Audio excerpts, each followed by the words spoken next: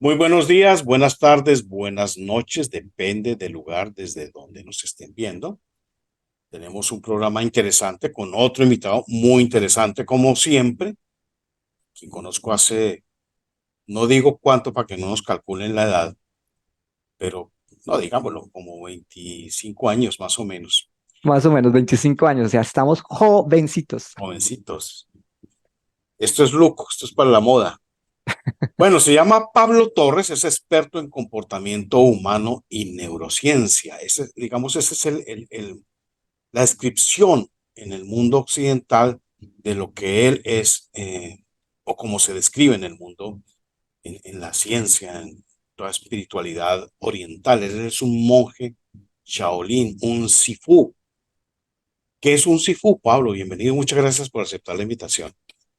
Ricardo, encantado, un cálido abrazo para ti y para tu audiencia. Y gracias por la posibilidad de estar en este espacio. Dentro del contexto oriental, pues ellos hablan sobre diferentes tipos de grados en ese proceso de autoformación o de conocimiento, se llama autoconciencia, en que hay unos grados. Esos grados, para en términos occidentales, van desde cinta negra 1 hasta cinta negra 7, si lo pusiéramos en términos occidentales, cinta negra 1 hasta cinta negra 7. Y entonces está lo que se llama el Hachu Sitai, Hayon Sitai, Sisuk, Sifu, Sipok, Sigun, Sitaigun. O sea, son rangos en que la persona va, en teoría, madurando o consolidando su escenario físico, emocional, mental y por ende espiritual. Y en mi caso, como monje Shaolin, que estuve dentro del monasterio, mi grado es grado de Sifu. Eso es más o menos como grado 1, 2, 3, 4. Es un Sifu que significa algo así como maestro, pero un maestro empezando en la fase 1. O sea, todavía me falta muchísimo para madurar internamente, pero estoy en ese proceso. Excelente. Bueno, vamos a hacer una serie de programas. No sabemos todavía cuántos, estamos planeando hacer unos 5 o 6, pero puede extenderse con Pablo. Él está mirando hacia arriba porque tiene la cámara arriba, no se preocupe, no está en estado letárgico, nada esa cosa. Entonces, bueno, en este mundo, eh, tanto en el oriental como en el occidental, vivimos en una época de muchísimo, muchísimo estrés.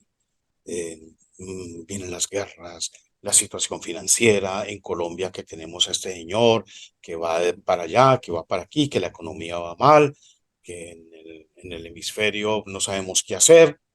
Pues desde el punto de vista, digamos, cristiano, que Pablo se dio cuenta que el canal, pues no el canal, digamos yo, tengo una concepción cristiana del mundo, pues no requiere mucho ejercicio ni buscar mucha cosa, pero hay muchos espectadores nuestros que pues piensan de una manera diferente y por supuesto vamos a mirar estas otras posibilidades. La Biblia dice examinarlo todo, retenerlo bueno. Yo de Pablo he aprendido muchas cosas, muchas que conservo, muchas que aplico y estoy muy agradecido por eso.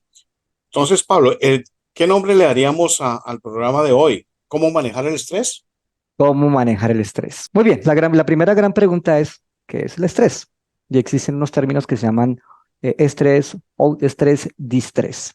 Estrés significa que algo está siendo sometido como a una especie de esfuerzo. Un ejemplo sencillo, por ejemplo, podría ser que yo tome un caucho y en un principio él está en estado de distrés, o sea, no está tensionado, no está cumpliendo ninguna función en especial, y luego yo empiezo a tomar el caucho y lo empiezo a templar, a templar, a templar, o sea, lo someto en un nivel de tensión y a eso se le conoce como un nivel de estrés en que él va a entrar en un punto de inflexión en que podría reventarse o dañarse. Entonces, el estrés, el distrés es inherente a la vida del ser humano o inherente a cualquier organismo vivo. ¿Por qué? Porque en el momento que él se ve expuesto a una serie de situaciones en las que tiene que tomar una decisión de supervivencia, pues obviamente hay unos niveles, unos mecanismos de acción-reacción para garantizar la supervivencia. Entonces, si hablamos en el contexto humano, el estrés es una respuesta a una situación de riesgo o una situación de peligro en que se va a dar por defecto. Y esa situación de peligro o esa situación se puede dar en cualquier escenario, en el escenario físico, en el escenario emocional, en el escenario mental, en el escenario social, o sea, estoy siendo sometido a un nivel de decisión en que hay que tomar decisiones de supervivencia. Perdón, Pablo. O sea, todo el mundo, dependiendo de lo que piense, de lo que no piense, de lo que crea y lo que no crea, sufre estrés. No se trata de sufrir, sino refiere estrés. O sea, le voy a poner un ejemplo, un carro. En el momento que usted se sube a un auto, a un carro, y usted lo somete a su máximo potencial, fuerza, potencia, movimiento, eso es un nivel de estrés. O sea, no es que sufra, es que es un mecanismo propio de reacción del sistema ante una situación o una demanda. O sea, no es un sufrimiento, es un estado. Solo que cuando se vuelve inmanejable es cuando la persona dice sufro, que es diferente. Ok, en cualquier nivel de estrés se produce adrenalina en el cuerpo. Exacto, entonces viene la gran pregunta, ¿cómo se dispara el mecanismo de estrés, la reacción de estrés en el caso del ser humano? Entonces, mire, si hablamos de que yo refiero a algo, un peligro, por ejemplo, hay que pagar una obligación económica, refiero a un peligro, hay que salir a carretera y conducir, y en el caso de Estados Unidos, pues las velocidades son muy altas y el más mínimo descuido puede costar la vida, puede costar un accidente delicado. El solo hecho de hacer este ejercicio de la grabación que implica manipular las cámaras, manipular la luz, o sea, esos niveles de esfuerzo el cuerpo dice, tengo que reaccionar ante esta situación que en este momento considero peligro. Textualmente así lo considera el cuerpo, una situación peligro porque significa que de esto depende la vida o la supervivencia. Entonces, él lo primero que hace es disparar un sistema especial para tener grandes cantidades de energía en tiempo cero. ¿Y cuál es ese sistema? La adrenalina. O sea, la adrenalina es inherente al ser humano para disparar energía en tiempo cero. Es lo De hecho, mismo, sería sinónimo de estar en un estado de alerta. exacto, exacto, porque lo que se necesita es alerta. O sea, yo no puedo salir a la calle en un estado letárgico, un estado somnoliento. O sea, ¿qué pasa si salgo a carretera, en el caso del carro, en un estado somnoliento? Lo más probable es que me accidente. Entonces yo necesito estar en un estado de alerta, la máxima capacidad de acceso a información para tomar decisiones en tiempo cero, porque de eso depende mi supervivencia, de eso depende mi vida. Perdón, perdón por interrumpirte tanto, pero yo he pensado mucho, por ejemplo, en esos juegos mecánicos, la montaña rusa, que mucha gente es adicta a eso. Sé que la adrenalina causa un tipo de adicción. Ese nivel de alerta en las ruedas, en la montaña rusa, ¿es sano para el cuerpo o no? Bueno, entonces ya entraremos en el contexto de cuándo deja de ser sano o cuándo es sano. Ya entraremos en ese contexto, Ok, pero la pregunta es legítima, la pregunta es válida. Entonces, hablemos del mecanismo de cómo se dispara la reacción de estrés, cómo es y la importancia en el ser humano y cuándo se vuelve dañino o se vuelve lesionante. Entonces, vamos a suponer que yo voy a cruzar la calle. Vamos a suponer. Es importante que yo cruce la calle. Y resulta que en la calle hay demasiado tránsito, o sea, hay que tomar una decisión de supervivencia en que si yo me descuido puedo salir accidentado. Vamos a suponer que ese es el ejemplo. Entonces yo me preparo para cruzar la calle. Antes de cruzar la calle, pues no tengo que tomar una decisión de supervivencia, así que estoy letárgico, estoy tranquilo, estoy calmado. A eso se le llama una función parasimpática, o sea, mi sistema nervioso está en un estado total de calma, de tranquilidad. Pero en el momento que yo me preparo para cruzar la calle, yo no puedo cruzar la calle en ese estado letárgico. Tengo que entrar en lo que llaman una función simpática. Estoy hablando del sistema nervioso autónomo. Entonces tengo que entrar en la máxima experiencia de qué voy a hacer para garantizar mi vida y mi cuerpo dice, ok, voy a disparar la producción de adrenalina. Entonces la adrenalina, ¿qué hace? Es como hagan de cuenta que en la zona de atrás de la espalda, donde terminan las costillas, están unos órganos que se llaman los riñones. Encima de los órganos hay como unos gorditos, así yo se los podría describir, que se llaman las suprarrenales, y las suprarrenales disparan la producción de adrenalina en el cuerpo. Entonces, ¿qué hace la adrenalina? La adrenalina dice, ok, vamos a entrar en un efecto que se llama efecto túnel, o sea, le dice al cerebro concentrado, concentrado, o sea, solamente va a ver esto, no va a ver hacia ningún lado, sino concentrado, se llama visión túnel o efecto túnel, o sea, estoy concentrado en lo que yo considero que es mi situación de riesgo o mi situación de peligro. Ok, necesitamos mucho oxígeno y sangre. Entonces, cuando la persona empieza, sin darse cuenta, a hacer una especie de actividad cardíaca alta, su función cardíaca sube a lo desde 120, cuando está en calma está, pero hay que empieza. ¿Por qué? Porque necesita mover mucha sangre para el cuerpo. En su totalidad, el cuerpo por minuto necesita 5 litros de sangre oxigenada por minuto. Entonces quiere decir que tengo que respirar, tengo que hiperventilar. Entonces todas las funciones respiratorias empiezan a respirar mucho más para oxigenar mucho más la sangre y que haya sangre con oxígeno en el cuerpo. La siguiente fase es, oiga, ¿qué sistema necesitamos para garantizar la supervivencia? Y es muy interesante porque el cuerpo prioriza, ¿no? Como si tuviera un checklist.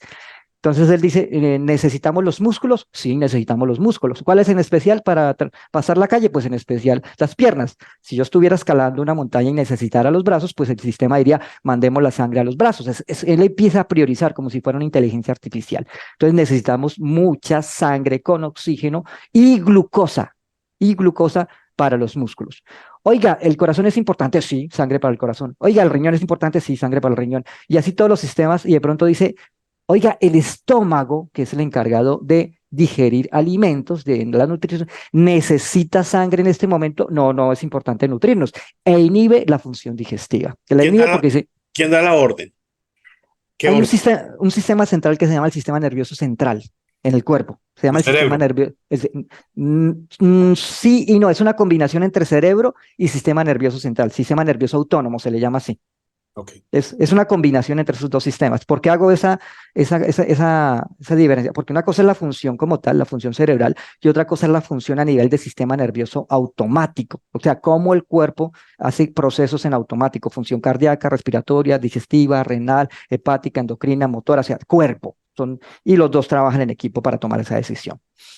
Entonces, el cuerpo empieza a preguntar qué es vital y qué no es vital, y de pronto se da cuenta que no es vital la función digestiva. Por lo tanto, le quita sangre al estómago, lo deja en zona de supervivencia y la función digestiva desaparece. Y en especial Ot- las funciones musculares sí quedan con mucha sangre con oxígeno y glucosa. Otra pregunta. ¿Es posible que ese sistema se equivoque, falle una vez? Sí, sí, no tanto que se equivoque, no signo que queda engatillado. Y ya le explico qué significa eso.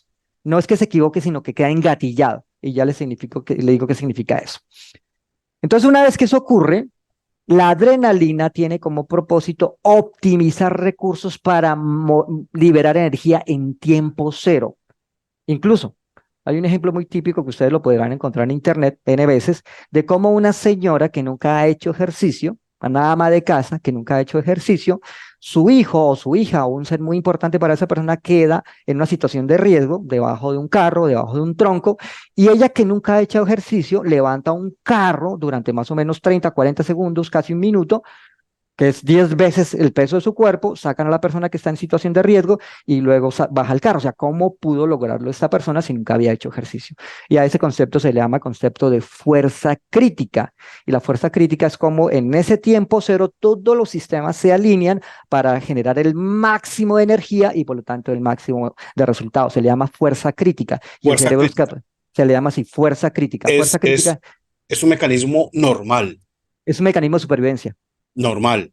normal, pero que solo se da bajo situaciones críticas. Por eso Lo- la señora después cuando va a hacer el mismo ejercicio, a levantar el carro y el hijo ya no está debajo del carro, no lo puede hacer porque es Sí, bajo yo una hice un situación. programa, perdón, Pablo, en el paréntesis, como libretista de televisión hace muchos, muchos años, antes de conocerlos, yo hice un programa que se llamaba Milagros y Revelaciones. Yo no era cristiano, pues ni creía en ese tipo de cosas, pero documenté muchos eventos como este, de una persona que levantó un carro. Ajá, Levantó un carro correcto. porque el hijo estaba, una señora, porque el hijo estaba debajo del carro y lo levantó. Entonces, ella lo atribuía a un milagro de la Virgen y no sé qué más cosas. Yo lo reseñé como ella lo pensaba, yo no puse mi punto de vista, pero entonces no es tan milagro, digamos que llegue una luz o un ángel o qué sé yo y le dé a uno la fuerza para tenerlo, es algo normal, ¿no? Es un mecanismo propio del cuerpo, Ok. bajo situaciones de riesgo, bajo situaciones de peligro. O sea, el cuerpo optimiza recursos, es un mecanismo propio del cuerpo y del cerebro. De hecho, hay otro efecto que en su momento hablaremos de nuevo en otro Facebook Live o en otra entrevista que se llama el factor del tercer hombre. Usted que es investigador y es periodista, ¿ha escuchado sobre ese concepto? No, nunca. Bueno, ese es un concepto absolutamente fascinante, es una investigación, se le llama el factor del tercer hombre. Incluso hay un documental que se llama Salvados por un ángel. Entonces, como los diferentes casos de éxito siempre refieren que hubo una intervención en que la persona desde su perspectiva, desde su interpretación mística, interpretó que era un ser especial que vino a ayudarle, pero en realidad es un mecanismo del cerebro para encontrar una solución de salida a la supervivencia, a una situación crítica. Se le llama el factor del tercer hombre y en su momento hablaremos de eso. Perfecto. Entonces, regresemos al tema del mecanismo de estrés. Entonces, el cuerpo libera esa gran cantidad de energía en que significa oxígeno más glucosa más circulación hacia los músculos. Yo cruzo la calle y en teoría cuando haya llegado al otro lado de la calle, el mecanismo debe desenganchar, debe decir, Pablo, ya no hay más peligro, desenganchemos el sistema simpático, o sea, los excesos de adrenalina, toda la sensación de hiperventilación, presión arterial alta, bla, bla, bajemos, desenganchemos. Y ahí es donde se vuelve crítico, porque el sistema continúa engatellado. Continúa engatellado, aunque pase la calle, cruce la calle y yo no hay riesgo, el cerebro sigue creyendo que hay riesgo y queda engatillado, que es lo que le pasa a la mayoría de las personas. Entonces, ¿qué ocurre en este caso? Miren el efecto de la reacción en cadena que hay detrás de eso. Si mi sistema continúa engatillado, él continúa liberando adrenalina. ¿Por qué? Porque es una situación de riesgo, aunque ya no haya riesgo. Mi cerebro quedó interpretando que hay situación de riesgo. Y se va a dar un efecto que es el siguiente. En un principio, para liberar esas grandes cantidades de energía, mi cuerpo recurrió a la glucosa que en teoría yo tenía circulante en mi sangre. En mi sangre, a mi sangre entran azúcares, entonces convierte esa glucosa en energía, glucosa más oxígeno, la convierte en energía, pero llega un momento que esa glucosa se acaba, ya no hay más glucosa. Entonces el sistema que dice, pues recurramos al proveedor de glucosa, que en este caso es, eh, en teoría, el estómago, o sea, cuando yo ingiero alimento, en teoría es el estómago que lo procesa a través del hígado. Oiga, pero no, no está funcionando el estómago. ¿Qué hacemos? Porque necesitamos glucosa para liberar energía. Y el sistema empieza a liberar una sustancia que se llama cortisol. Entonces, uno de los indicadores del estrés del individuo es la cantidad de cortisol en sangre. Se puede tomar una muestra en saliva. Entonces, ¿qué hace el cortisol? El cortisol le dice a las reservas del cuerpo que tiene de glucosa ya procesada, se llaman monosacáridos, o sea, el cuerpo procesó glucosa, la convirtió en monosacáridos para tenerla como reserva de energía y le dice al cuerpo, ¿sabe qué? Revierta el proceso. Tome estos monosacáridos, o sea, azúcares simples, encadénelos y conviértalos en glucosa porque el cuerpo está necesitando glucosa. O sea, el cuerpo se empieza a autoconsumir, empieza a usar las reservas del cuerpo. O sea, Antes, revierte los de monosacáridos, señor. antes de eso, dos preguntas. Uno, ¿por qué el cerebro después de cruzar la calle sigue engañado? Dos, el cortisol tiene algo que ver con este medicamento que es la cortisona. Sí, de hecho los medicamentos de cortisona son una especie como de medicamentos o procesos farmacológicos para hacerle querer al cuerpo que hay grandes cantidades de energía. Por eso se usa para el dolor. Cuando una persona Sí. está refiriendo mucho dolor, los medicamentos que tengan como base cortisona son para eso, para desinflamar y eso. Pero es un mecanismo de apoyo, no es un mecanismo solución. Entonces, ¿Por qué sigue el cerebro engañado? ahí vamos, porque resulta que mi cerebro tiene que aprender a entrenarse para validar situaciones en función de un contexto. O sea, contexto, ¿qué significa? Hoy es lunes, vamos a suponer que hoy es lunes, y hoy lunes yo inicio agenda para martes, miércoles, jueves y viernes. Ese es el contexto. Yo no hago agenda el viernes para iniciar agenda el sábado, o sea, se llama el contexto. Entonces el cerebro resulta que tiene como una especie de diálogos internos en que el cerebro aprende a hacer algo que se llama ruminación. O sea, viene del ganado, que el ganado entra a su boca, el pasto, y se queda mascándolo, rumiando. Así se llama rumiando. Pues los seres humanos todo el tiempo están rumiando pensamientos, ruminación, ruminación, ruminación. Y al hacer esa ruminación, el individuo no es capaz de ubicarse en el presente. El individuo queda atrapado en el pasado, en algo que pasó y que posiblemente va a pasar y que si pasa esto se va a desencadenar esto, o sea, queda atrapado en unos pensamientos de ruminación y a partir de esos pensamientos de ruminación empieza a generar cosas que no han pasado. Y Como al generar, nuestros amigos cristianos que ven esto, es lo que en las escrituras llamamos preocuparse, ocuparse antes de.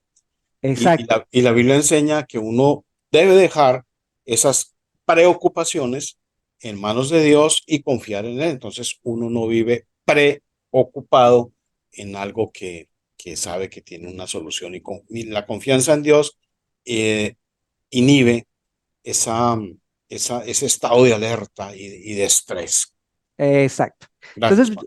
en términos de neurociencia, neurociencia significa medir. O sea, cuando se habla de experto en neurociencia es porque el cerebro se le puede medir su actividad eléctrica, se hace con equipos de mapeo cerebral y se puede entrenar con equipos de neurofeedback. Y el cuerpo se le puede medir también a nivel de función del sistema nervioso autónomo y se entrena con equipos de biofeedback. Ustedes lo pueden buscar.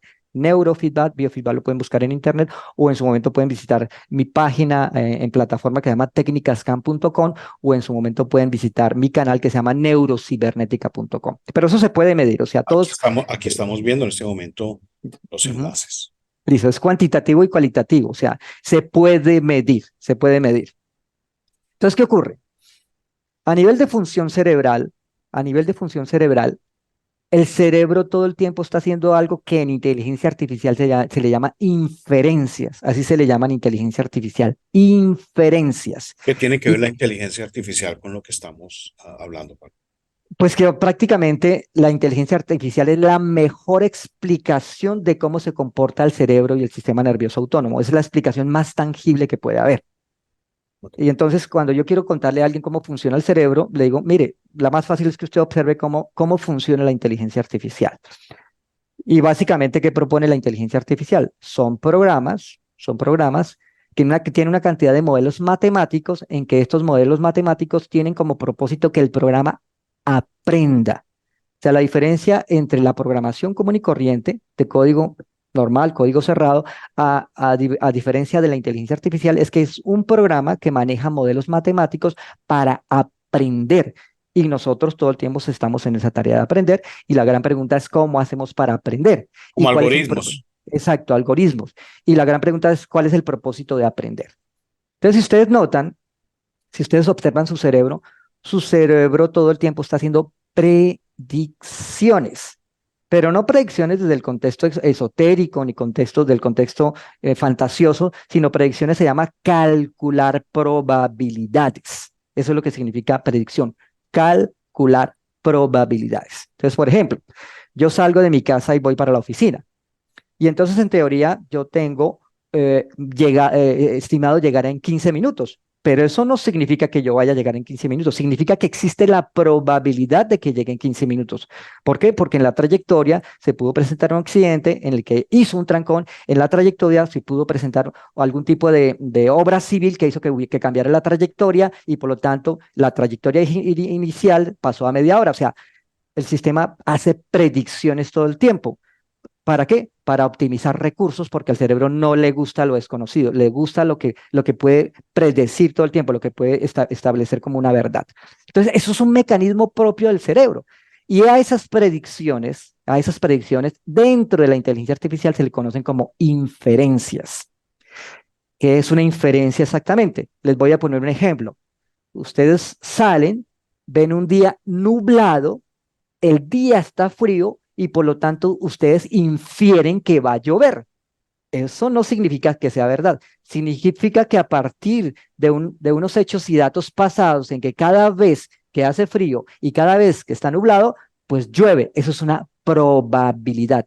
Entonces la inferencia es una especie de conclusión o predicción a partir de unos datos, de unos hechos, de unos datos que están lejos de lo que se conocería como eh, una opinión. Y las opiniones generan algo que se llaman las posibilidades.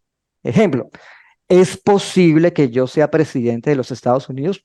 Claro, en el mundo de las ideas es posible que yo sea presidente de los Estados Unidos. ¿Es probable? Cero. Entonces la gente confunde probabilidades con posibilidades, las confunde todo el tiempo. Entonces, las posibilidades nacen de las opiniones del individuo. Yo opino que esto es bueno, yo opino que esto es malo, yo opino que esto es positivo, yo opino, pero es una, nace de las creencias del individuo y no nace de los hechos y los datos. Las inferencias nacen de los hechos y los datos para calcular una probabilidad.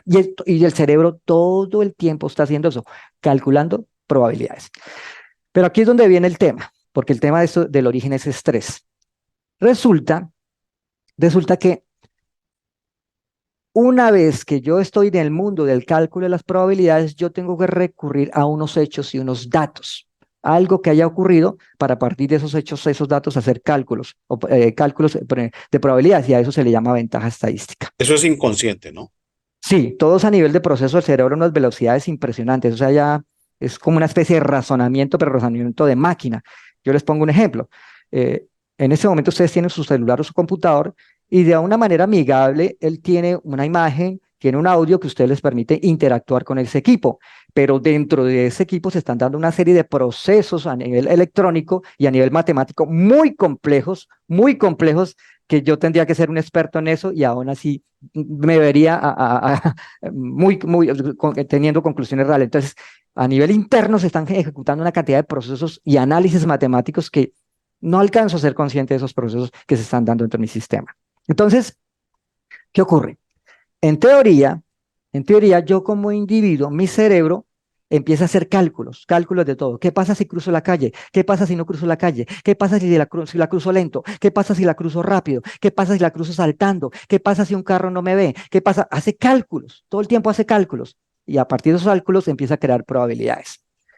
Entonces, supóngase que hay una probabilidad de que un carro se pase. Vamos a suponer que la probabilidad es que un carro se pase y que no me haya visto en el momento que yo estoy cruzando.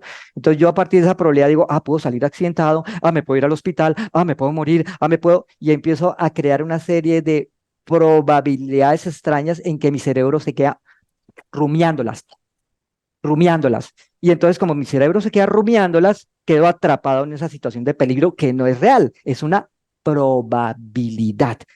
¿Y de dónde nació esa probabilidad? Porque un día la vi en internet, porque le pasó a un amigo, porque casi me pasa en el pasado y quedo atrapado entre una serie de situaciones pasadas, situaciones futuras, en que mi cerebro no se da cuenta que eso no está ocurriendo en este instante. Estoy rumiando. Y eso es un entrenamiento especial para que la persona deje de estar rumiando sus pensamientos y aprenda a ubicarse en el presente. Es un entrenamiento, pero la mayoría de las personas no están entrenadas para eso y es cuando crean una serie de posibilidades, o sea, posibilidades no tienen nada que ver con la realidad porque no son capaces de evaluar las probabilidades. Es un entrenamiento especial.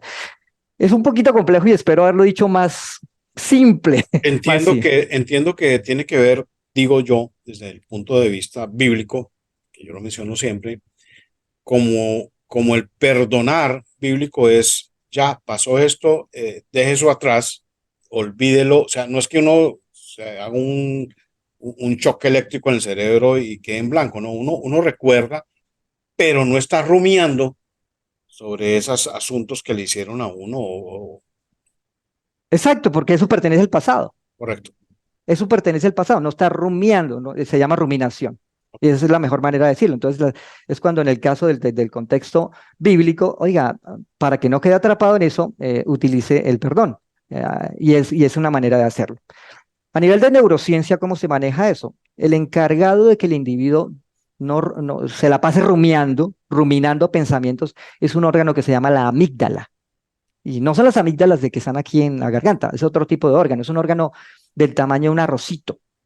Y si ustedes tocan esta zona aquí y luego se van hacia arriba más o menos 2 o 3 centímetros al lado, hacia esta zona, son dos arrocitos. Esos arrocitos son los encargados de la sensación del peligro. Entonces, cuando la persona se queda únicamente enganchada a esos arrocitos, todo es peligro, todo, o sea, no importa qué es peligro, hasta respirar es peligroso, ¿sí? Entonces, el encargado de que la persona no haga eso es una zona que se llama el lóbulo frontal. O sea, esta zona de la frente es el lóbulo frontal. El lóbulo frontal, ¿qué hace? Analiza los datos en tiempo presente y evalúa esas probabilidades. Y eso es un entrenamiento. O sea, eso, estoy hablando desde el contexto de neurociencia. ¿Ok? Eso se aprende Eso se aprende, eso se entrena. desde el Eso, punto de vista bíblico también. ok, perfecto, súper. Entonces estamos en el mismo contexto. Eso se aprende, eso se entrena. Entonces hablemos de nuevo. Listo, ¿por qué la persona, a pesar de que ha cruzado la calle y que ya no hay peligro, continúa enganchada? Porque resulta que quedó con toda su energía en la zona de la amígdala, no pudo transferir la energía a la zona prefrontal, que es un entrenamiento, y por lo tanto queda creando posibilidades que están lejos de la probabilidad. Posibilidad significa operar desde un miedo, operar desde una creencia, operar desde algo que él cree que va a ocurrir, pero que en realidad nada tiene que ver con lo que está ocurriendo en ese momento. ¿Por qué? Porque si fuera una probabilidad, dice probabilidad uno, 2, 3, 4 a partir de unos hechos y unos datos para calcular una inferencia. Es lo que significa eso. Y la mayoría de las personas desconocen que eso ocurre de esa manera. Lo desconocen. Entonces, cuando las personas desconocen eso, su sistema queda engatillado, engatillado, hasta que se empieza a autoconsumir. El segundo efecto que se da después de que hay un exceso de cortisol en el cuerpo, eso es que ocurre lo siguiente, que es lo más delicado de los excesos de cortisol en el cuerpo, que es ¿cuál? Inhibe el sistema inmune, o sea, bloquea textualmente las defensas del cuerpo, lo inhibe. Por eso asocian el estrés a las enfermedades, por eso asocian el estrés a enfermedades crónicas como el cáncer o enfermedades agudas que son irritación, inflamación, congestión, fiebre, pero finalmente es el mismo origen. El mismo origen es que el sistema inmune, o sea, las defensas de mi cuerpo quedaron completamente apagadas. ¿Y por qué quedaron apagadas? Porque el cortisol hace eso. No se ha podido entender por qué hace eso, pero apaga las defensas del cuerpo. Entonces, cuando la persona se vuelve absolutamente vulnerable, vulnerable a contaminación petroquímica, a contaminación biológica, estoy hablando de virus, bacterias, parásitos, microorganismos, se vuelve vulnerable a mutaciones genéticas. ¿Qué significa eso? Internamente hay células que se salen de control. Entonces el sistema inmune es el encargado de verlas, detectarlas y rápido matarlas. ¿Para qué? Para que eso no desencadene algo más delicado. El peor de los casos es el cáncer. O sea, todos los seres humanos, todos, no hay uno solo que una vez al día no haga cáncer. O sea, todos los seres humanos una vez al día, como mínimo, hacemos cáncer. ¿Qué es cáncer? Es una célula que se salió de control y que empieza a crear una especie de procesos anárquicos dentro del sistema hasta que el sistema colapsa. Pero la gran diferencia es que el sistema está súper vigilante y apenas la ve, la mata. Entonces impide que el cáncer coja fuerza. Pero cuando una persona refiere cáncer, lo que está diciendo es que su sistema inmune nunca se dio cuenta de este grupo de células que iniciaron el proceso de mutación o el proceso anárquico. Por eso está tan asociado el estrés al cáncer, ¿sí? No Sí. es que el cáncer, no es que el estrés sea la fuente del cáncer, sino que se inhibe el sistema inmune, se sale de control un grupo de células a unas células y no hay quien las controle y así es como nace el cáncer o diferentes tipos de enfermedades. Entonces Y, pudiera y decirse que entonces sí, entonces como antropólogo, eh, yo me he dado cuenta, observando, no desde el punto de vista médico, sino como simple observador, que cuando a una persona le dicen que tiene cáncer, entra en picada, entra absolutamente en picada. O sea, antes de enterarse que tenía cáncer, pues, pues tenía unos malestares, alguna cosa, pero cuando ya le entregan el dictamen médico, eh, como que el proceso de deterioro se acelera y muere en pocos meses. Eso tiene que ver, ¿no? sí, sí, sí, el cerebro entra en una serie de estados de alarma que no sabe cómo manejar esa situación de alarma y como hablar de cáncer es tan determinista, o sea, la persona o se muere, pues obviamente desencadena toda esa reacción. Entonces, vuelvo y les digo, lo más delicado del estrés engatillado, porque todo el tiempo nosotros hacemos estrés. Vuelvo y le pongo el ejemplo de la calle. Durante la calle tengo estrés, paso la calle, debe terminar, o sea, fui sometido a un sobreesfuerzo. Es que si quedo ahí enganchado, gatillado, se hiperproduce cortisol como mecanismo para producir más energía, pero el precio que el cuerpo paga por la hiperproducción de cortisol es el bloqueo, la inhibición del sistema inmune, y de ahí que relacione el estrés con todo tipo de crisis de salud, todo tipo de crisis de salud. Sumémosle esto, que se llama hipervigilancia. Que se llama hipervigilancia. Pues obviamente si yo estoy en situación de peligro, el cerebro dice, no hay manera de que yo me desconecte ni hay manera de que yo me duerma. Yo tengo que estar pendiente de absolutamente todo. A eso se le llama hipervigilancia. Entonces, si el cerebro quedó engatillado en situación de peligro, por defecto el cerebro dice, no hay permiso de dormir, o sea, no hay permiso de descansar, porque si me duermo me puede costar la vida. Entonces el individuo queda hipervigilante. Y cuando el individuo queda hipervigilante, él empieza a tener pequeños episodios de agotamiento por falta de descanso. Es cuando él dice, me estoy trasnochando, no puedo dormir. de un momento a otro me despierto y quedo ahí pegado. Se le conoce como insomnio. Y hay como diferentes grados de insomnio, pero en realidad lo que está diciendo la persona es estoy hipervigilante. Entonces, ¿qué desencadena esta hipervigilancia? Textualmente desencadena agotamiento. Entonces, vamos a suponer que yo esta noche no puedo dormir, toda la noche estoy así con la cara, con los ojos abiertos pegado al techo a un bombillo, y ya yo al otro día tengo que tomar una serie de decisiones importantes, decisiones profesionales, decisiones financieras, decisiones de relación pareja, decisiones, pero mi cerebro está aturdido, está absolutamente aturdido. Entonces empiezo a tomar decisiones torpes y al tomar decisiones torpes desencadeno ahora sí serios inconvenientes, inconvenientes financieros, inconvenientes profesionales, inconvenientes de relaciones, o sea, se hace una reacción en cadena y así sucesivamente. O sea, si antes no había peligro, ahora sí hay peligro. Ahora sí hay peligro. ¿Por qué? Porque estoy tomando decisiones torpes, decisiones incoherentes, hasta que se vuelve un ciclo vicioso, es como una bola de nieve. Entonces, entre más hipervigilancia refiera, menos posibilidad de descansar. Y entre más hipervigilancia refiera, más adrenalina. O sea, es una reacción en cadena si yo no logro solucionar esa situación. Sin contar la desnutrición o el grado de nutrición al que yo entro, porque por defecto mis funciones digestivas están bloqueadas, están inhibidas. Entonces, ¿qué hace el individuo para solucionar este tema? ¿Sí? Estoy hipervigilante por todos lados, no puedo descansar y además de eso estoy refiriendo desnutrición. Entonces, lo primero que hace en la hipervigilancia es automedicarse, así se llama en neurociencia, automedicación.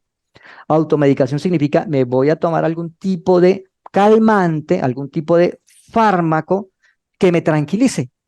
Y de los primeros fármacos que el individuo consume es un fármaco social que se llama alcohol. Entonces la persona empieza a tomar alcohol porque en teoría eso lo tranquiliza, en teoría eso lo dopa, en teoría eso lo droga, pero finalmente eso tiene unas consecuencias mucho más delicadas que son cuadros depresivos. Se automedica o se automedica por medio de la vía del cigarrillo. El cerebro entra en un estado alterado de conciencia, o se automedica por medio del consumo excesivo de energía inmediata, azúcares, comida chatarra, porque en teoría esa comida chatarra le da explosiones de energía y le permite sentirse tranquilo, o se automedica por drogas psicológicas como por ejemplo el sexo, la agresión, una cantidad de cosas que le permitan sentir que liberó esos excesos de energía y se automedica. O en los Las casos más, redes, la las adicción, redes, la adicción a las redes sociales tiene que es ver con eso. eso. Sí, porque básicamente el cerebro está pidiendo desesperadamente dopamina. Entonces él descubre que si, por ejemplo, tiene un premio inmediato, que es la red, o sea, él está buscando una imagen, una figura, algo que le haga sentir la sensación de control, el cuerpo hiperproduce, el cerebro produce dopamina, él dice, aquí hay algo que me funcionó, y él se queda enganchado, enganchado hasta que la persona se vuelve adicta, o sea, se automedica con las redes porque a través de eso produce dopamina. Hace poquito vi un informe sobre un producto que estuvieron liberando que se llama, les llamaban así, un motor puro de producir adicción, un motor puro para producir adicción. Y es un producto de una especie de un cigarrillo electrónico que no es un cigarrillo, ¿sí? Y era, básicamente lo que hicieron fue que pudieran producir algo que se llama el golpe, que es en ese momento que la persona fuma y él siente como que algo le hace así el cerebro, se llama el golpe. Entonces lograron hacer que el individuo tan pronto hiciera la primera aspiración, se liberara una gran cantidad de nicotina, nicotina pura, el cerebro recibía esa nicotina y a eso se le llamaba el golpe. ¿Y por qué tuvo tanto éxito? Porque le quitaron todos los efectos adversos, que es sabor, irritación. En teoría lo liberaron de la cantidad de agentes cancerígenos que tiene un cigarrillo y solamente quedó la nicotina. Pero es un motor puro, puro, puro de producir adicción. Los que consumen eso quedan atrapados completamente porque es droga. Pero lo interesante de la adicción de ese documental es que esa droga fue montada sobre dos drogas adicionales. La primera droga de la sociedad actual se llama tecnología. Es la primera droga. O sea, actualmente de 10 individuos, 7 son adictos, adictos a la tecnología.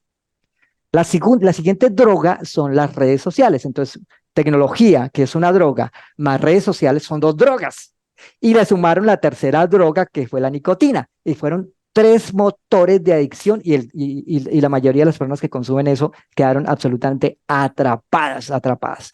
¿Sí? ¿Por qué? Porque eso produce dopamina en el cerebro y el cerebro hace lo que sea por conseguir dopamina. Él es adicto a la dopamina. Él Bien, es adicto. Pablo, Ujú. muchas gracias. Este es el primer programa. Pinta muy interesante, entonces vamos a continuar dentro de 8 días con este interesantísimo tema sobre el estrés y vamos a desarrollar otros temas igual o más interesantes. Muchas gracias, no se pierdan aquí. Acompáñenos todos los martes a las 7 de la noche para ver esta serie de programas con Pablo Torres, Sifu. Encantado.